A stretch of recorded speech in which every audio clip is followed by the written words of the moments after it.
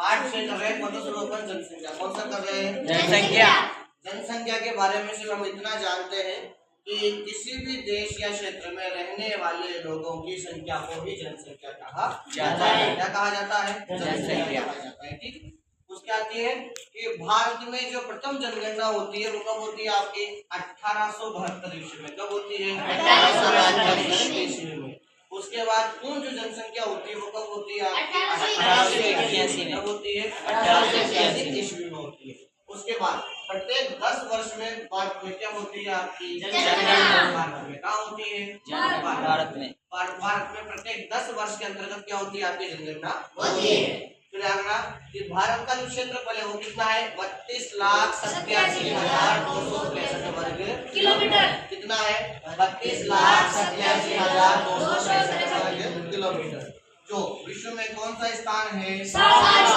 कौन सा है? भारत की कुल जनसंख्या कितनी है? लगभग 121 करोड़। और कितनी है? 121 करोड़। किसके अनुसार? 2011 के जनगणना के अनुसार। किसके अनुसार? 2011 के अनुसार जनगणना है आपकी इतनी। और विश्व में जनसंख्या के मामले में कौन सा स्थान है हमारा? कौन सा स्थान है? सर्वाधिक जनसंख्या कौन से राज्यों में निवास करती है भारत के?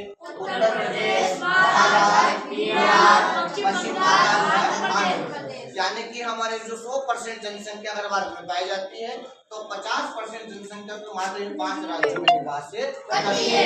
पहला आता है उत्तर प्रदेश, दूसरा आता है महाराष्ट्र, तीसरा आता है बिहार, चौथा आता है पश्चिम बंगाल, पांचवा आता है आपका राजस्थान की जो कुल जनसंख्या है वो कितनी है आपकी? 6.85 करोड़। कितनी है? 6.85 करोड़ या 6.85 लाख के आसपास को बोल सकते हैं। जनसंख्या घनत्व अगला टॉपिक आता है आपका जनसंख्या घनत्व। सुनना मेरे पास ध्यान से।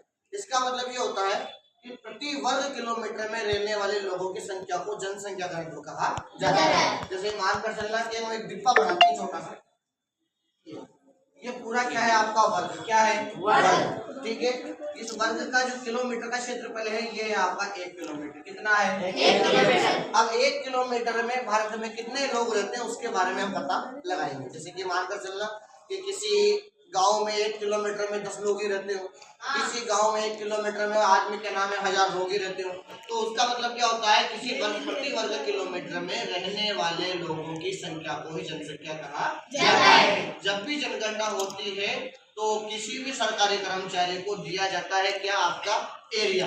ये आपको इस गली से लेकर उस गली के चारों तरफ कॉर्नर में घूमते घूमते आपको इस एरिया की जनगणना करनी है। प्रत्येक घर में जब मानकर चलना कि एक मकान तो यहाँ पर, उस मकान से लंबी गली सीधी जाएगी, फिर वो उधर से दोबारा घूम कर आएगा, फिर इधर लंबा आएगा, फिर इधर आ जाएगा उसी मकान तक आ जाएगा।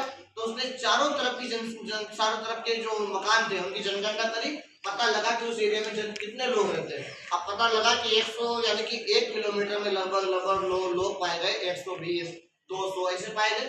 ऐसे आप लोगों को क्या होता है कि प्रति वर्ग किलोमीटर में रहने वाले लोगों की संख्या को ही जनसंख्या घनत्व कहा जाता है। फिर आता है आपका भारत का जनघनत्व। क्या आता है? जनघनत्व। इसका मतलब क्या होता है कि भारत में प्रति वर्ग किलोमीटर में कितने लोग रहते हैं? कितने रहते हैं आपके? 382। कितने रहते हैं? 382। ऐसा एग्जाम में प्रश्न आ जाए कि भारत का जनसंख्या घनत्व कितना है, तो भारत का जनसंख्या घनत्व 382 वर्ग किलोमीटर। कितना है?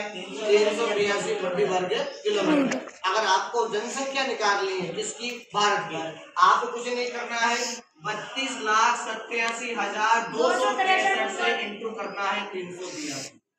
जैसे इंटू करोगे तो आपको जनसंख्या मिलेगी 121 करोड़। कितनी मिलेगी? 121 करोड़। सूत्र है किसका? जनघनत्व याद करने का। इसका मतलब होता है किसी देश की कुल जनसंख्या कुल क्षेत्रफल उसका जनघनत्व निकालने का सूत्र होता है। इसका मतलब क्या है? अगर आपको किसी भी देश की जनसंख्या निकालनी है तो आपको कुछ नहीं करना है, क्षेत्रफल को इंटू से किससे इंटू करना है आपको? आपने जनघनत्व से इंटू करना है। तो भारत का जनसंख्या घनत्व कितना है आपका? 382 प्रति वर्ग किलोमीटर। ऐसे आपको याद करना है। यही हमारे एग्जाम के संबंधित प्रश्न है। एक नंबर के प्रश्न आते हैं और ये हमें याद करना होता है।